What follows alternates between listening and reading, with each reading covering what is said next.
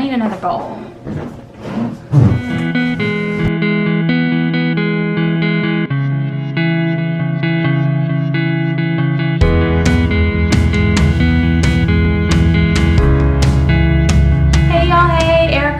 Shrink. Today we're going to do another family meal prep, but it is extra special today because it is going to be a collaboration with my girl Erin over at My Level 10 Life. Over these last, I don't know, 6 months or so, we've really become pretty tight. I definitely consider her one of my real friends. We text back and forth.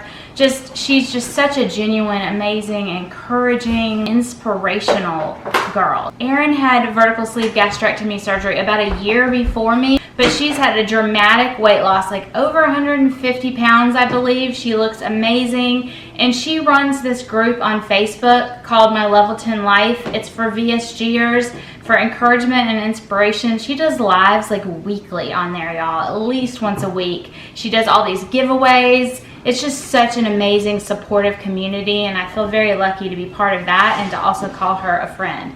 So let's jump into meal prepping, y'all.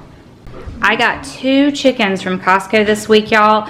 First thing I'm going to do is get these shredded up, put the bones to the side so that we can make bone broth later today, and just get going with meal prep. Let's do this, y'all. But what I'm going to do is shred all of this up for our casserole, and then I'm going to take all that's left on these carcasses and just put them straight into the Instant Pot, and we are going to make a really quick, no effort broth, y'all. If you have scraps from onions or ends of celery or things like that, you can save those in a baggie in the freezer, and when you're ready to make bone broth, throw those in.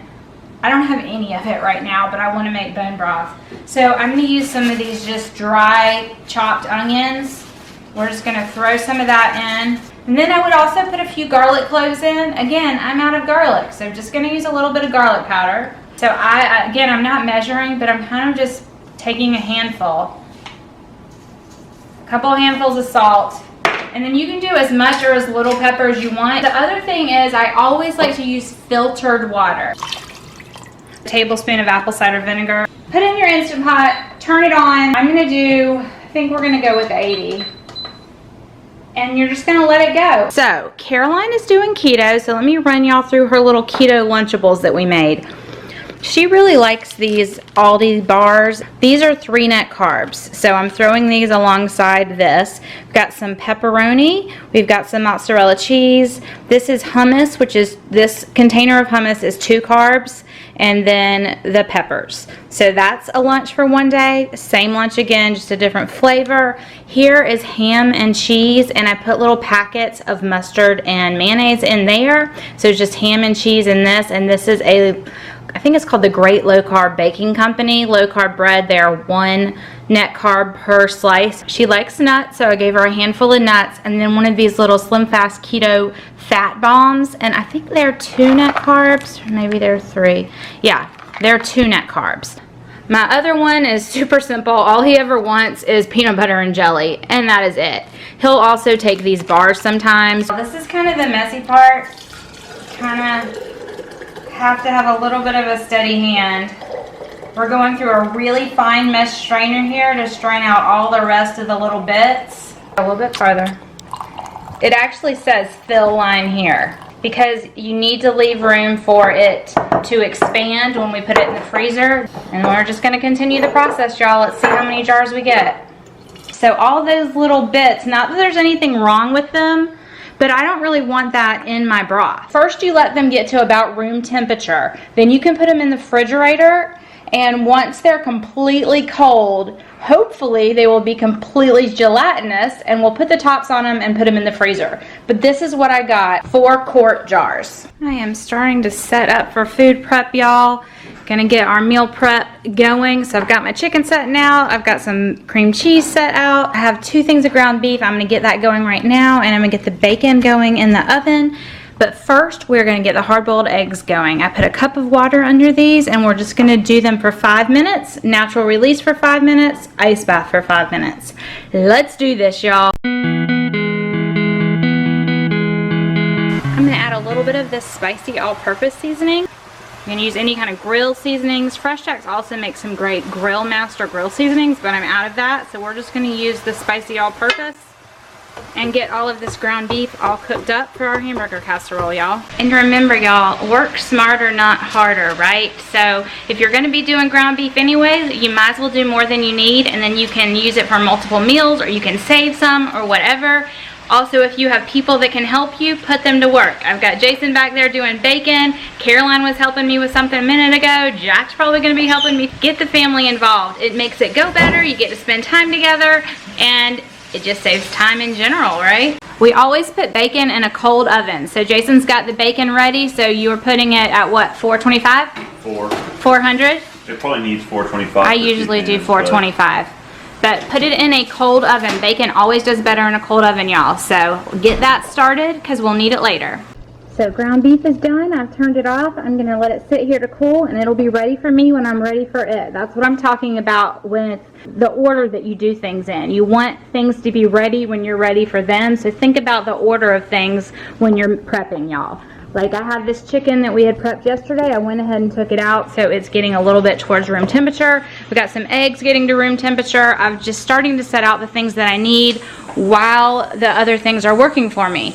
I am switching my bacon real quick. The top gets extra crispy, so I just put the bacon from the top down and then put the one lower up. So you want to do that about halfway through with your bacon. So while I'm waiting on my eggs, I'm going to go ahead and get my sauce together. I am going to make a chicken cordon bleu type casserole. This is some melted butter and cream cheese. The cream cheese is not completely melted, so I'm going to work on getting this blended together. You know what, we're going to do this in a blender, y'all. And you're going to go in with about 2 tablespoons of whatever kind of Dijon mustard you have. Today we are using that because that's what we got. Then you're gonna go in with some lemon juice. This is 2 ounces of lemon juice, y'all. Just some salt and pepper, however much you want. I don't measure this part. And then just like a pinch of salt. If you don't have fresh onion, lemons. If you don't have fresh lemons, which y'all, my mind is not working. I have 2 whole bowls of fresh lemons over there, but I already threw this in. This is an organic pure lemon. I like this one. It is not from a concentrate, and it's really good. It stays in the fridge really, really well. I could totally have used fresh lemon. I have fresh lemon, but I forgot. And then you want to use some garlic. About a tablespoon of, this one has mustard all over it. So,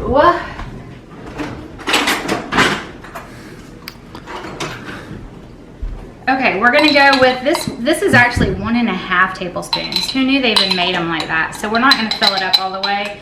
Again, garlic you do to taste. I'm probably doing 3/4 of a tablespoon of garlic there, y'all. The next thing that I add is I usually add white wine, just a couple ounces of white wine. I don't have any white wine cold right now, and hold on, we're gonna pause you and get some. It doesn't matter, any kind of white wine. This is a Chenin Blanc from California. Get your little wine opener, and we're just gonna use a little bit of wine. I personally think the wine really adds to the flavor, y'all. So if you have it, use it, but there's many times I've used water instead of wine because either I didn't want to open one or I didn't have it. White wine. Can we talk about how extra that tool is? How extra that tool is? That little tool is called the Wine Rabbit, and they're really, really cool. I got it for Christmas from my brother, and I love it. I'll try and find one and link it down below. They're kind of expensive, but they're so cool. I love it. So 2 ounces of white wine going in, and we're gonna go zhuzh this up. It kind of makes basically like an aioli or like a mayonnaise almost, y'all. So it's nice and thick. I'm gonna push the sides of this down, and then we'll have our sauce. I think I'm actually gonna add some water. This is where you just kind of have to play with your recipe a little bit. I think I want this to be just a little bit runnier, y'all. If you need to add more of something, go for water. You don't want too much lemon and you don't want too much of the wine. There's kind of a balance with that. So I'm gonna add about 1 ounce of water. We'll see how that works. I'm gonna go in with the other ounce of water. So I ended up with about 2 ounces of water, y'all. There, that's more the consistency that I want. See how it's a little more runny now? We want that. Not quite as thick as a mayonnaise consistency. We want it a little thinner than the mayonnaise consistency. I'm gonna spray my pan with that. And then you're going to put about half of this chicken. This is a chicken cordon bleu casserole that we're making, y'all. So usually I use boar's head, rosemary, and sun-dried tomato ham. That specific one is fabulous in this. But I forgot to send somebody to Publix for ham, and I have lunch meat ham, so we're just gonna make it work. When I get the boar's head, I usually get it thick enough that I can kind of cube my ham, and I put it in with the chicken. You wanna use about a pound of chicken. This was 2 pounds of chicken. So you wanna use about a pound of chicken and probably about half a pound of ham. This made about 3 cups of sauce. You're gonna use half of it. So 1.5 cups is gonna go over the top of this. Just spread it on there. And just kind of spread it out. You want it kind of covering your whole casserole. And then we're gonna make another one to put in the freezer. But remember, work smarter, not harder. I should have been doing this at the same time, y'all. Work smarter, not harder, Erica.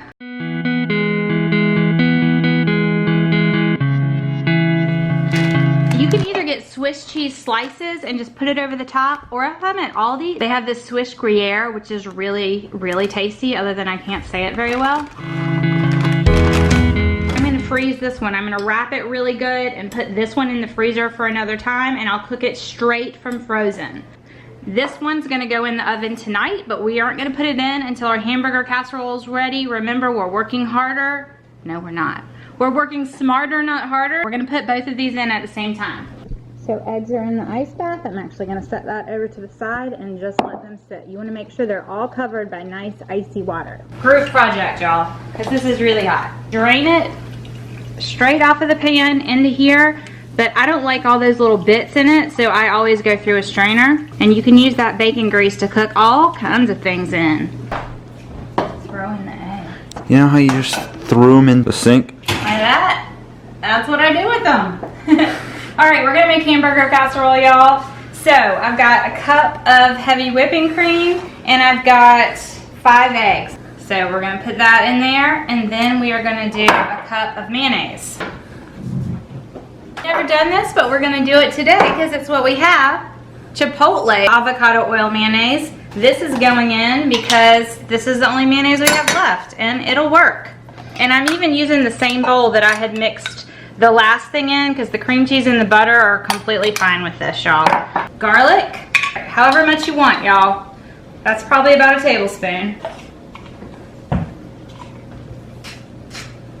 Fresh Jack spicy all-purpose. This is what we put in our hamburger. A couple teaspoons of that. I'm just gonna use a few of these chopped dehydrated onions because they're easy. And my family tends to be fine with these. And then just about a tablespoon of Worcestershire sauce. The only other ingredient that we're gonna need is our hamburger and cheese. Lots and lots of cheese. This is not a low-fat option by any means, y'all. This is very, very keto. But if your family's not keto, they will just think it's freaking delicious. I don't think I've ever served this to anybody that didn't love it. It's delicious. This is 2 pounds of hamburger, y'all. I'm gonna use the entire thing. This is going to feed our family of 5, and we should have some leftovers, hopefully. This cheese that I shredded myself, so there's no like fillers or anything. I usually take about a cup or a big handful, whatever you want to call it, and I just mix this all in together and put it into a sprayed casserole dish right over the top. It's gonna sink all down in there as it cooks, and then you're gonna top it with whatever you want. I forgot bacon, y'all. You did not want to forget the bacon in this. Let's grab some. You know your spice cabinet's open. Oh, why do I always do that, Jack? It drives me crazy when I'm editing, y'all, and I see that I've left my spice cabinet open. All right, you're just gonna take some of the bacon, break it up. 2 pounds of ground beef and almost a whole pack of bacon. If you wanna put any other hamburger toppings in this, you can. Some people put dill pickles in it. Some people put jalapenos. You can do just whatever you would like. I make it very plain like this, and then my family can top it with whatever toppings they want. That's how we do it. We're just gonna cover it with the shredded cheese. I'm going to put both of these casseroles in a 375-degree oven. Let me go wash my hands and we'll load up the oven. I crushed up some pork rinds. This is just plain old Aldi pork rinds. And actually, before I tell you about this, y'all, look how cute is this. I cannot with how cute this is. So we're gonna just put this over the one that's going in the oven. The one that's going in the freezer, I'm not gonna put the pork rinds on now. This is not a necessary step, but it gives a really, really nice crust on the top of your casserole. All right, oven 375. It was at 400, so it jumped down to 375 pretty quickly. And I'm just gonna put both of my casseroles in there. We're gonna put them beside each other. That way they cook and brown evenly. Much better plan, Erica. Now that the casseroles are in the oven, I'm gonna take a second to kind of clean up a little bit before we go into the next part of meal prep. And I'm probably going to put somebody on doing the hard-boiled eggs. These are completely cooled at this point, so they're just ready. You could have put them in the refrigerator just like this. I'm probably gonna go ahead and peel these and then we'll store them that way. Okay, y'all, I like to triple wrap stuff when I put it in the freezer. So I get the heavy-duty Reynolds wrap and wrap it once. And I really just fold it in like you're wrapping a present. And then I do it 2 more times. Always label things that you put in the freezer, y'all. So I labeled it and I put the date on it. This is gonna go in our outside freezer. Okay, casseroles are done. Here's our hamburger casserole. I put some jalapenos just on one side of it. I totally forgot an entire step in this casserole, y'all, but I'm not gonna lie, I'm gonna be real and tell you. I meant to put a layer of cream cheese and cauliflower rice blended together at the bottom. So you know what? It's not a big deal. We'll just serve this with cauliflower rice. Yum. So these are both ready for the week. You could put one in the refrigerator for another night to heat up. Or what I'm going to do is let them choose what they want each night with these casseroles. All right, y'all, we're almost done with meal prep. The last thing that I'm going to do is make muffins. I am having all the fall feels, y'all, and so I decided to make my pumpkin muffins. Last year, I did like a pumpkin muffin bake-off, and I picked 2 pumpkin muffins that were out there that sounded good to me, and then I made one of my own, and I had my family taste test it, and mine won.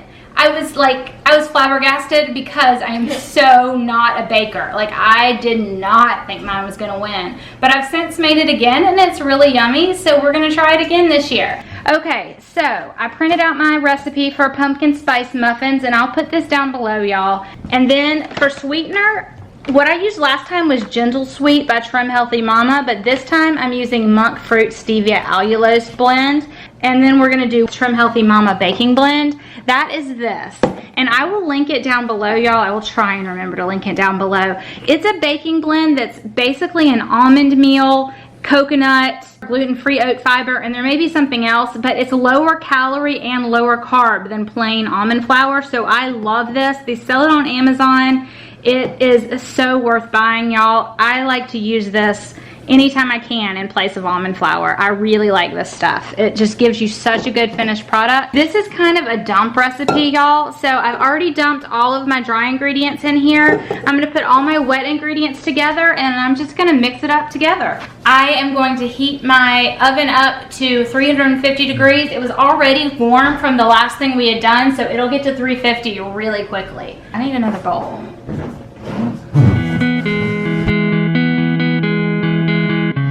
We are going to just dump it together and mix it. My favorite kind of recipe. When you first mix this together, it's going to seem really, really wet, but the flax and the coconut in it draw moisture out. So give it a few seconds and just keep stirring it, and then let it sit for a minute or 2 and stir it again, and it's going to get nice and thick like this, okay? I am obsessed with parchment paper baking cups. They make them in minis and big ones, and things just don't stick to this. It doesn't stick. It's perfect. So you're just gonna fill these 3/4 of the way through full, just like you would do any other muffin. The last thing we're gonna do is make a streusel topping. So it's 2 tablespoons of butter that's softened, 2 tablespoons of the Trim Healthy Mama flour, 2 tablespoons of the sweetener, and about a teaspoon of spice. So you're just going to use a fork and get this all blended well together. It's going to kind of get crumbly, and then we're going to put it all over the top of our muffins to make kind of like a streusel topping. My butter got a little too soft before I got to it. You want it not to be cold, but you don't want it to be soft. So mine kind of came into like a paste instead of a crumble, but it's fine. We're just going to take it in our hand and just put little clumps of it all over. It's just gonna bake up as a streusel topping. The bakers out there are probably cringing at me right now. About 25 minutes. Hey Siri, set a timer for 25 minutes. Muffins coming out of the oven. They look really, really good. The streusel didn't do a streusel-y thing as it normally would have because y'all, I showed you I kind of messed it up. But it's still gonna taste good. You totally could do these without the streusel also. These don't taste great warm, y'all. Don't try and taste them the first night. Let them cool completely, put them in the fridge, and then have one tomorrow morning with some butter on it. We learned that lesson last time. They're not so good hot. So here is the entirety of what we prepped. Remember last evening we did the shredded chicken and the bone broth? So here's our bone broth. We've got eggs. I ran out of steam, so I'll make egg salad later. Bacon. We've got this to go back into the freezer, as well as the chicken broth to go in the freezer. Hamburger casserole. Low carb chicken cordon bleu. Kids lunches and muffins. All right, y'all, that was meal prep. Thanks for watching. Thanks, Erin, for collabing with me. I hope y'all enjoyed this. I hope you got some tips in it. Remember, work smarter, not harder. Bye, y'all. Talk to you soon.